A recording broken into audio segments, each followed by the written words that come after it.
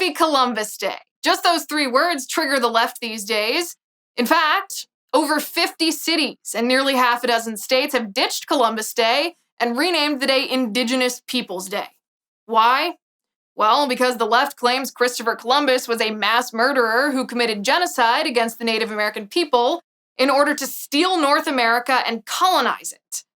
The left then uses this false narrative about Christopher Columbus in order to delegitimize the entire United States of America and demonize all white men in 2020.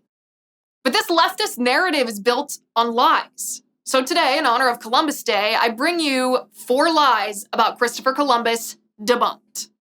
Lie number 1. Christopher Columbus, they say, was a mass murderer. He committed genocide against the Native Americans. This is false. In fact, it's historically ignorant to claim that Columbus committed genocide. First of all, historians estimate that the population of North America was approximately 20 million people in 1492, when Columbus first discovered America. Within 2 centuries, approximately 95% of the 20 million were dead. That part is historically accurate. But what killed the Native Americans? What wiped out nearly 20 million people in the space of just 200 years? How did Christopher Columbus and his men carry out such mass extermination? The answer to that question is they didn't. Nearly all the 19 million natives who died following the arrival of European settlers were killed by disease: smallpox, flu, tuberculosis, malaria, the plague, measles, cholera. The European settlers brought with them viruses and diseases to which the natives had no immunities. Those diseases sadly wiped out the native populations. That is a tragedy, but it's not genocide. Lie number 2.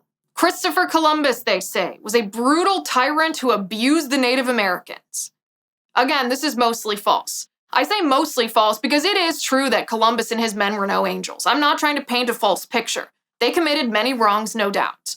However, a professor at Stanford University named Carol Delaney says most of the deaths and abuse came after Columbus's time in the Americas. Delaney says, they're blaming Columbus for things he didn't do. It was mostly the people who came after, the settlers. I think he's been terribly maligned.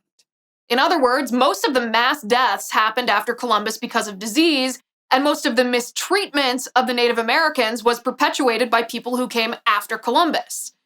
In fact, Columbus specifically forbade his men from taking advantage of natives that they encountered on San Salvador. In his own accounts of his journeys, Columbus described friendly relations and even adopted the son of a chief.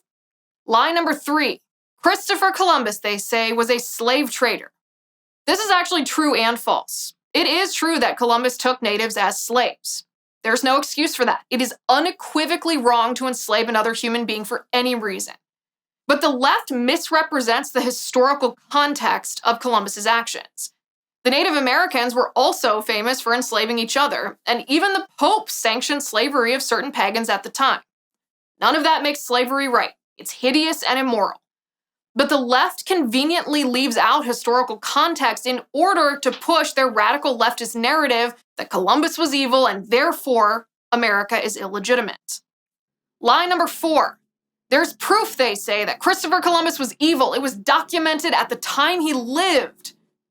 This is deliberately misleading. Here's the truth. The left claims that they have proof that Columbus was evil, but the document supposedly proving his crimes and bad character was written by Columbus's chief political rival, a man named Francisco de Bobadilla, who hated Columbus. That's as ridiculous as if we relied on Hillary Clinton to write a true, objective historical account of the 2016 election and Donald Trump's character. The document about Columbus was concocted by a man who hated Columbus, who wanted to use that disinformation to push his own agenda for his own gain. The truth is, Christopher Columbus was a flawed man, but he was not the evil, genocidal, tyrannical maniac the left would have you believe.